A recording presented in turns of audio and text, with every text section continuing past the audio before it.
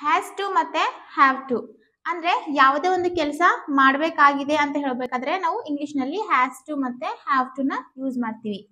ಈಗ ಈ has to ಮತ್ತೆ ಹ್ಯಾವ್ ಟು ಯಾವ ಪದಗಳ ಜೊತೆ ಯೂಸ್ ಮಾಡ್ತೀವಿ ಅಂದ್ರೆ ಐ ಅಂದ್ರೆ ನಾನು, ವಿ ಅಂದ್ರೆ ನಾವು, ಯು ಅಂದ್ರೆ ನೀನು ಅಥವಾ ನೀವು, ದೇ ಅಂದ್ರೆ ಅವರು, ಇಷ್ಟು ಪದಗಳ ಜೊತೆ ಹ್ಯಾವ್ ಟು ನ ಯೂಸ್ ಮಾಡ್ತೀವಿ. I have to, we have to, you have to and they have to. Next ಇದೆ ಹಿ ಅಂದ್ರೆ ಅವನು, ಶಿ ಅಂದ್ರೆ ಅವಳು, ಇಟ್ ಅಂದ್ರೆ ಇದು. ಇಷ್ಟು ಪದಗಳ ಜೊತೆ ಹ್ಯಾಸ್ ಟು ಯೂಸ್ ಮಾಡ್ತೀವಿ. He has to, she has to and it has to. ಇಲ್ಲಿ ಎರಡು ಸೆಂಟೆನ್ಸ್ಗಳಿವೆ.